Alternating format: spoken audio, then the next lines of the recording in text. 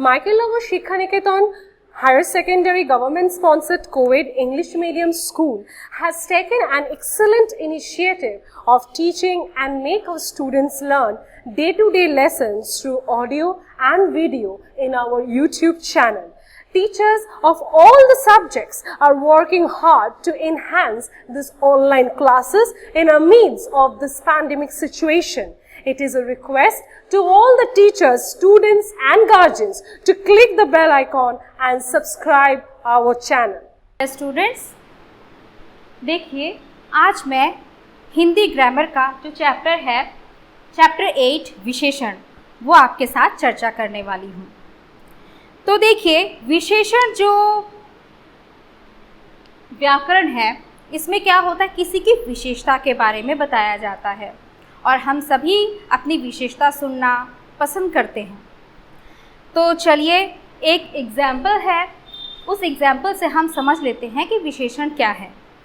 सबसे पहले तो विशेषण को जानने के लिए हमें 3 चीज़ें जानना बहुत ज़रूरी है। वो है, पहला तो है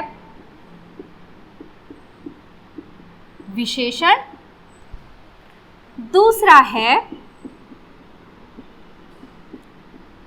विशेष्य और तीसरा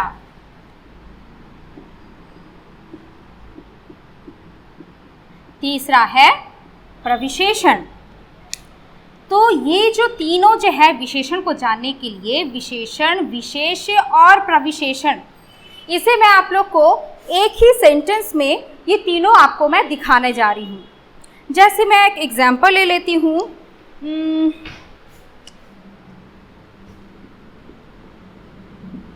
लगभग सभी आम मीठे हैं। लगभग सभी आम मीठे हैं। तो देखिए यहाँ पे हम लगभग सभी आम मीठे हैं, तो ये तीनों को हम इस सेंटेंस के अंतर्गत हम जान लेंगे, ठीक है। तो यहाँ पे लगभग सभी आम मीठे हैं, तो यहाँ पे किसके बारे में बताया जा रहा है? आम के बारे में। तो आम क्या है? जिसके बारे में विशेषता बताई जाती है उसे हम क्या बोलते हैं? विशेष्य। तो ये हो गया आपका विशेष्य। उसके बाद विशेषण, ये जो विशेष है उसकी विशेषता, माने आम है, किसकी विशेषता बताई जा रही है? आम की। अब आम की विशेषता क्या है? वो खट्टी है या मीठी है? तो यहाँ पे ऐसे हमने सेंटेंस में लिखा है लगभग सभी आम मीठे हैं। तो यहाँ पे ये आम की विशेषता क्या है कि वो मीठा है, अर्थात ये हो गया विशेषण। और इस विशेषण की भी विशेषता वो क्या है? लगभग। तो यहाँ पे लगभग जो है वो आपका हो गया प्रविशेषण। एक दूसरे एग्जाम्पल से आप लोग को समझाती हूँ।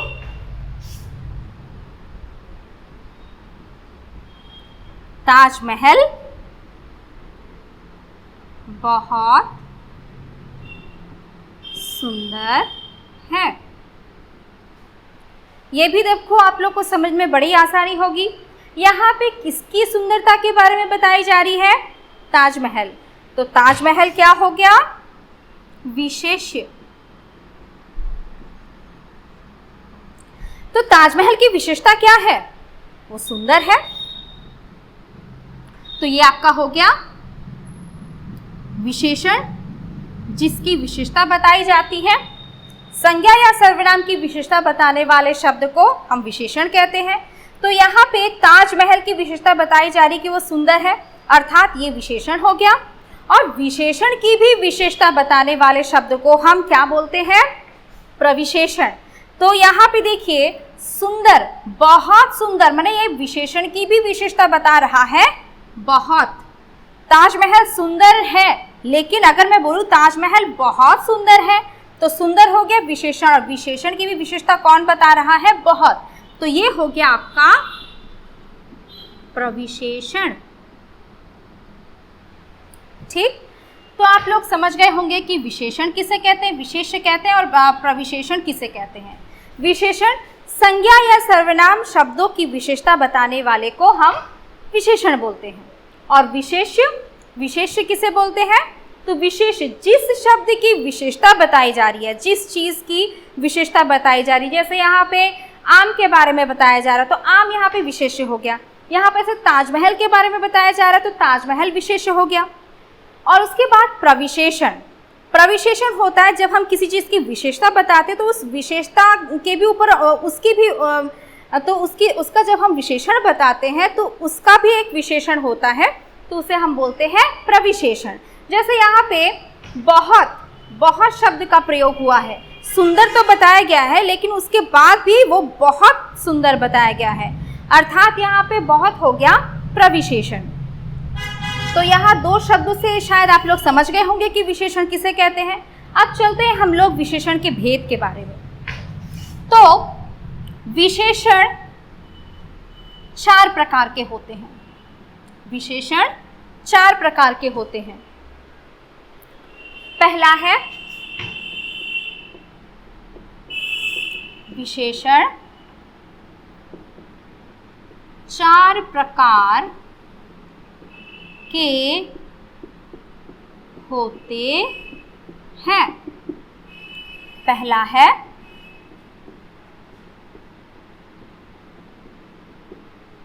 गुणवाचक विशेषण,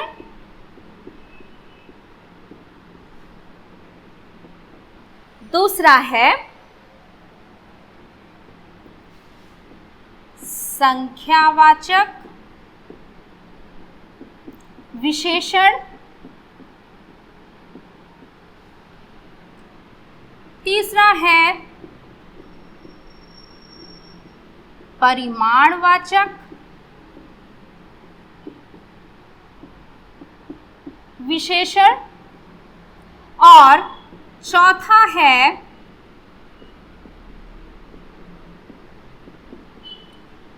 सार्वनामिक विशेषण या संकेतवाचक विशेषण। तो इस प्रकार से हम 4 प्रकार के विशेषण को जान लेते हैं। तो जैसे पहला है गुणवाचक विशेषण। गुणवाचक विशेषण से हम समझ ही पा रहे किसी के गुण दोष इन सब को प्रकट करता है। तो गुणवाचक विशेषण में होता है जब हम किसी वस्तु किसी व्यक्ति के गुण दोष आकार इन सब के बारे में जब हम बताते हैं तो वो हो जा रहा है आपका गुणवाचक विशेषण। उसके बाद है संख्यावाचक विशेषण। संख्यावाचक विशेषण अर्थात जिस वाक्य में आप संख्या के बारे में सुनोगे, ठीक है, तो संख्यावाचक विशेषण वो होता है। थर्ड है परिमाणवाचक विशेषण। परिमाण अर्थात क्वांटिटी की बात आ रही है, किसी माप तौल नाप के बारे में आ रहा है। तो जिस वाक्य में आप देखोगे किसी वस्तु किसी चीज़ के नाप तौल के बारे में दर्शाया जाता है तो वो हो जाता है आपका परिमाणवाचक विशेषण। और अंतिम है सार्वनामिक विशेषण या संकेतवाचक विशेषण। संकेत से ही आपको पता चल रहा है कि किसी की तरफ हम संकेत करते हैं। जैसे वह मकान मेरा है, वह मकान मेरा है, तो वह क्या है, सर्वनाम। तो उस प्रकार से हम सार्वनामिक विशेषण में आ रहे हैं और वह मतलब हम उसको उस घर की तरफ संकेत दिखा के बोल रहे हैं, अर्थात वो संकेतवाचक विशेषण हो गया। तो सार्वनामिक और संकेतवाचक विशेषण इसीलिए कहा जाता है। तो चलिए हम इसे एग्जाम्पल के जरिए जान लेते हैं। तो पहला जो है गुणवाचक विशेषण। गुणवाचक विशेषण में जैसे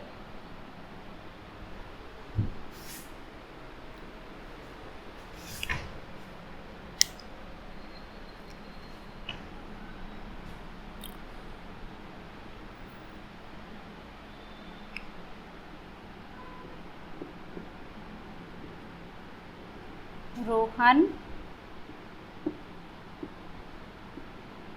पढ़ाई में अच्छा है। देखिए मैंने एक सेंटेंस लिया है, रोहन पढ़ाई में अच्छा है। तो यहाँ पे उसकी विशेषता क्या बताई जा रही है, वो रोहन की विशेषता क्या है कि वो अच्छा है पढ़ाई में, अर्थात रोहन के गुण के बारे में बताया जा रहा है कि रोहन पढ़ाई में अच्छा है। तो ये हो गया आपका गुणवाचक विशेषण।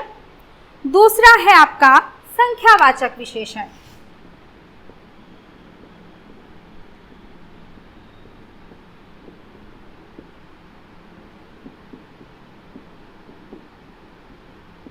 संख्यावाचक विशेषण, तो देखिए यहाँ पे संख्यावाचक विशेषण में जैसे मैं एक एग्जाम्पल ले सकती हूँ।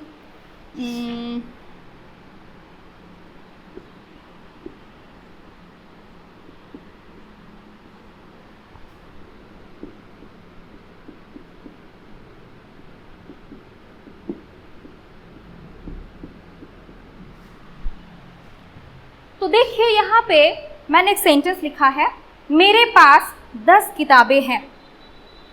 तो यहाँ पे संख्यावाचक विशेषण कौन सा दर्शा रहा है, यहाँ पे बताइए तो कौन सा शब्द संख्यावाचक है? हाँ, 10। तो मेरे पास 10 किताबें हैं।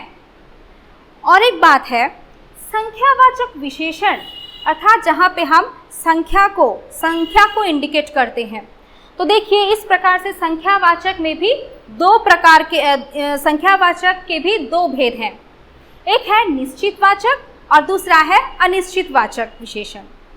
तो निश्चितवाचक विशेषण में जैसे यहाँ पे मैंने लिखा है कि मेरे पास 10 किताबें हैं, अर्थात मैं निश्चित हूँ कि मेरे पास 10 किताबें हैं। तो ये हो गया निश्चित संख्यावाचक विशेषण। और अगर मैं लिखूँ कि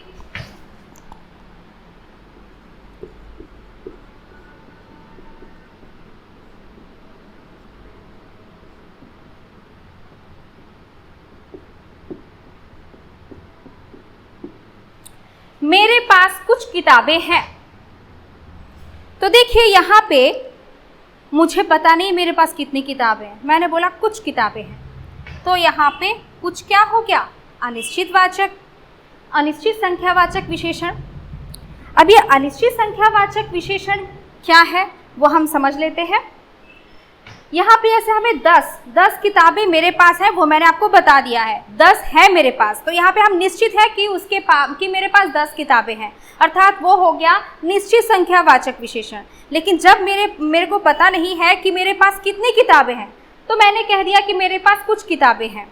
तो ये कुछ जो है, जो हम अनिश्चित है, मुझे पता नहीं है कि मेरे पास कितनी किताबें हैं, तो वो हो गया अनिश्चित संख्यावाचक विशेषण। तो ये हो गया यहाँ पे संख्यावाचक विशेषण के बारे में। चलिए हम तीसरे में आते हैं।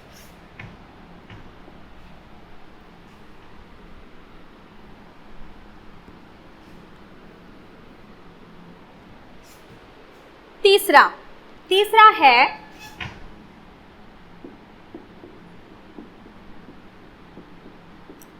परिमाणवाचक विशेषण। देखिए परिमाणवाचक विशेषण किसे कहते हैं? जहां जिन शब्दों में माप, तौल, नाप इन सब के बारे में पता चलता है उस वाक्य से। तो फॉर एग्जाम्पल हम ले सकते हैं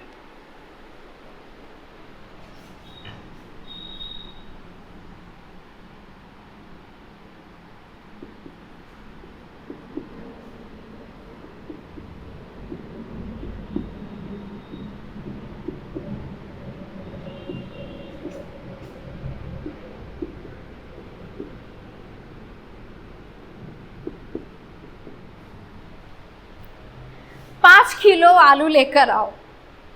तो देखिए यहाँ पे 5 किलो अर्थात यहाँ पे परिमाणवाचक के बारे में बताया जा रहा है, यहाँ पे एक क्वांटिटी के बारे में बताया जा रहा है। और यदि मैं लिखूं कि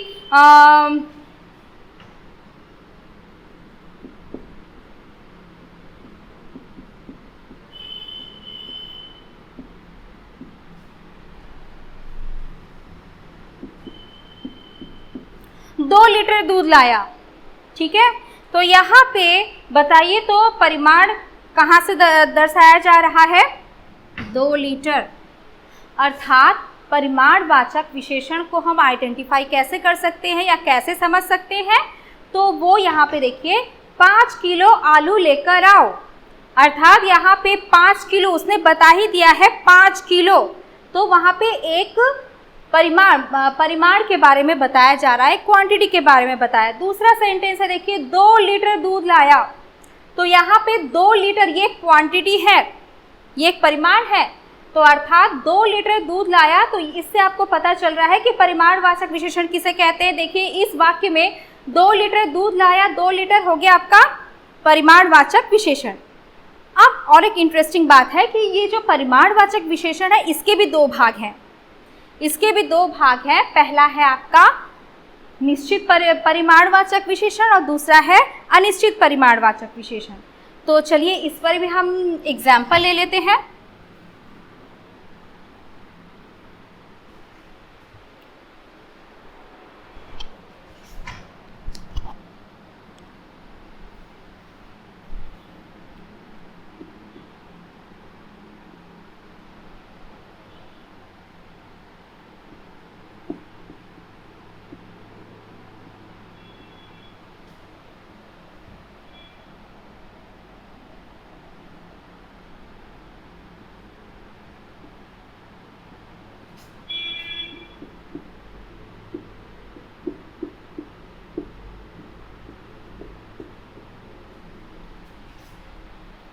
राज के पास कुछ खिलौने हैं।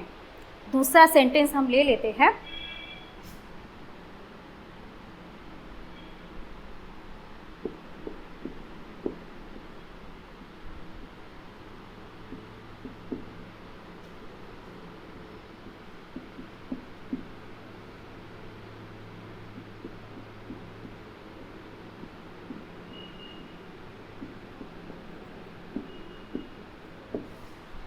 मैंने 5 लीटर पानी गर्म किया।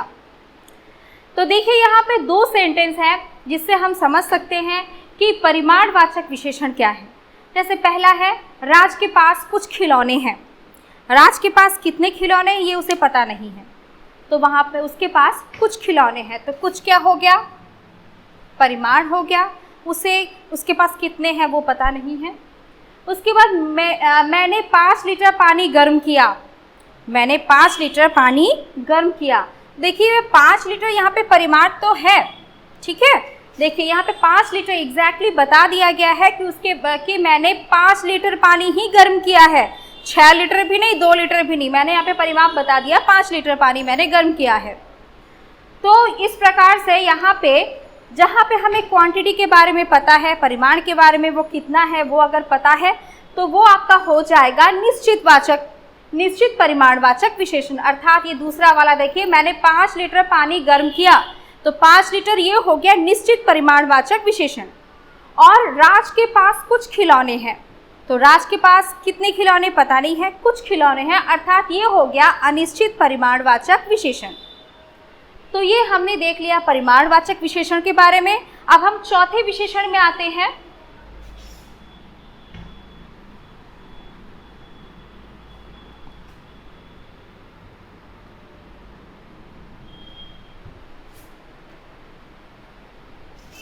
चौथा विशेषण जो है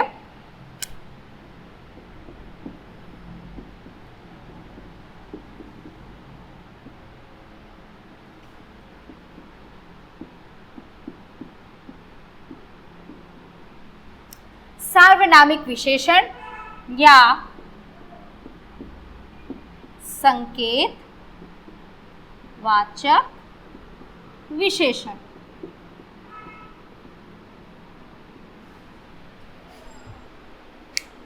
सार्वनामिक विशेषण और संकेतवाचक विशेषण, इसे समझने के लिए हम एक एग्जाम्पल लेते हैं, उदाहरण लेते हैं।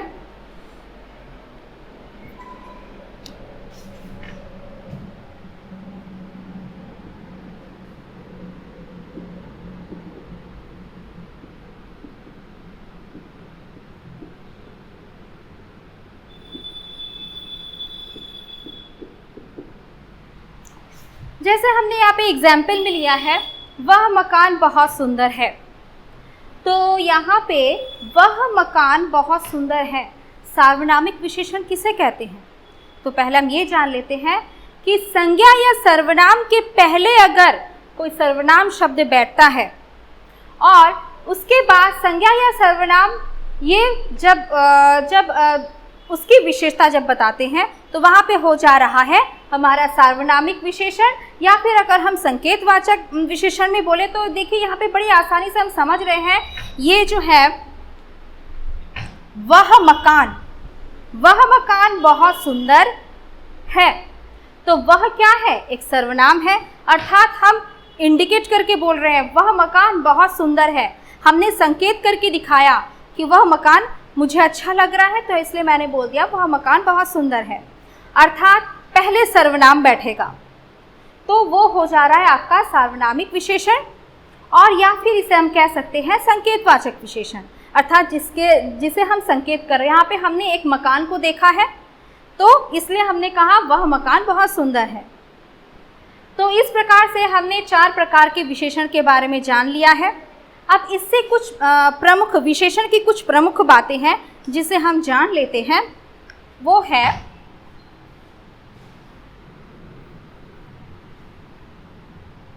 विशेषण। देखिए हिंदी में विशेषण शब्द बहुत कम होते हैं, तो हम क्या करते हैं उस समय व्याकरण में क्या होता है कि विशेषण शब्द कम होने के कारण हम संज्ञा, सर्वनाम, क्रिया, अव्यय इन शब्दों को हम विशेषण में परिणित कर लेते हैं। तो जैसे यहाँ पे मैं आपको कुछ एग्जाम्पल दिखाने जा रही हूँ।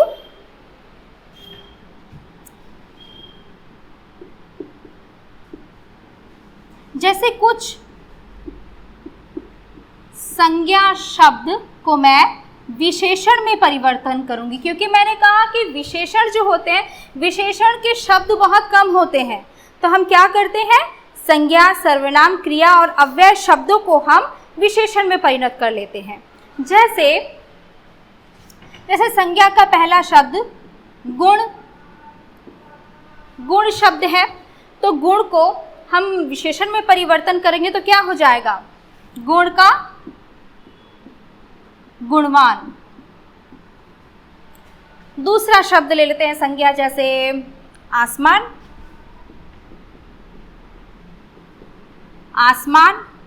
तो जब आसमान को हम विशेषण में परिणित करेंगे तो वो क्या हो जाएगा?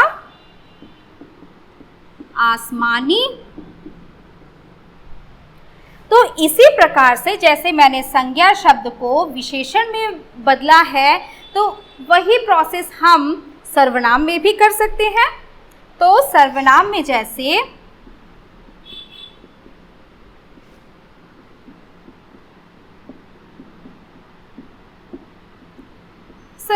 जैसे मैंने पहला शब्द ले लिया हम एक सर्वनाम शब्द है, तो जब हम इसको विशेषण में परिणित करेंगे तो वो क्या हो जाएगा? हमसे हमारा, वह,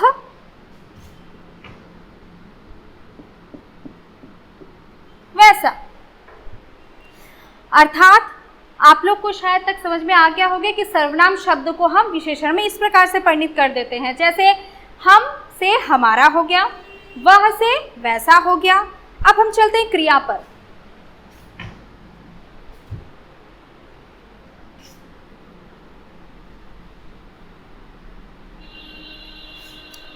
अब हम देख लेते हैं ऐसे ही कुछ क्रिया शब्दों को।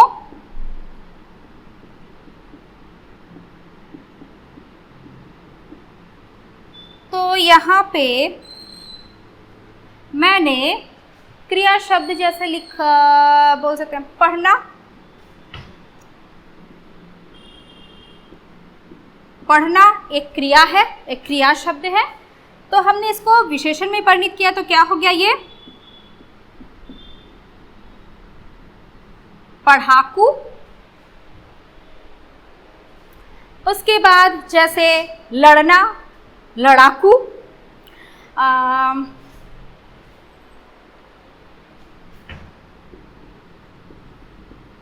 पालना, पालना एक क्रिया हो गया, तो इसको हम विशेषण में बदल लेते हैं पालतू। तो देखिए यहाँ पे क्रिया से विशेषण करने वाले दो शब्दों को मैंने बताया, जैसे पढ़ना का पढ़ाकू विशेषण हो गया, पालना को जब हम विशेषण में परिणित किए तो वो हो गया पालतू। इसी प्रकार से कुछ अव्यय शब्द भी हैं जिसे हम देख लेते हैं।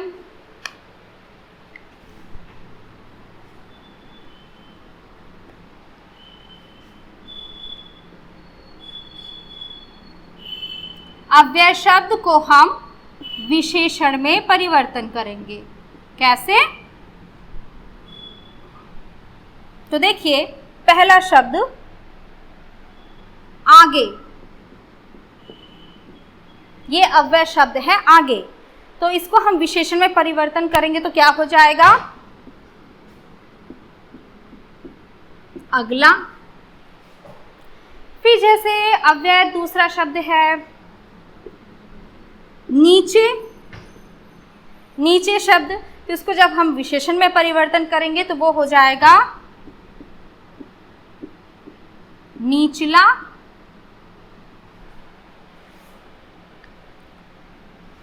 तो देखिए इस प्रकार से विशेषण के ये जो शब्द हैं, ये जो संज्ञा, सर्वनाम, क्रिया, अव्यय, इनके जो शब्द हैं वो जब हम विशेषण में परिवर्तन करते हैं तो वो शब्द में कितना परिवर्तन आ जाता है। जैसे अव्यय में मैंने आगे बोला, तो जब उसको मैंने विशेषण में परिवर्तन किया तो वो हो गया अगला।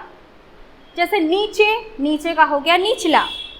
तो इस प्रकार से विशेषण जो है वो बहुत ही इंटरेस्टिंग चैप्टर है। अगर आप अच्छी तरह से इसको घर में पढ़ोगे और मैंने जिस प्रकार से समझाया है, मुझे लगता है कि आप लोग को अच्छी तरह से समझ में आ गया होगा। आप लोग के बुक में जो यहाँ पे इस प्रकार के बहुत सारे शब्द दिए गए हैं, तो आप लोग उसको अच्छी तरह से लर्न करोगे और जो अभ्यास है उसको पूरा करने की कोशिश करोगे। Thank you. Thanks for watching. Leave a like and comment.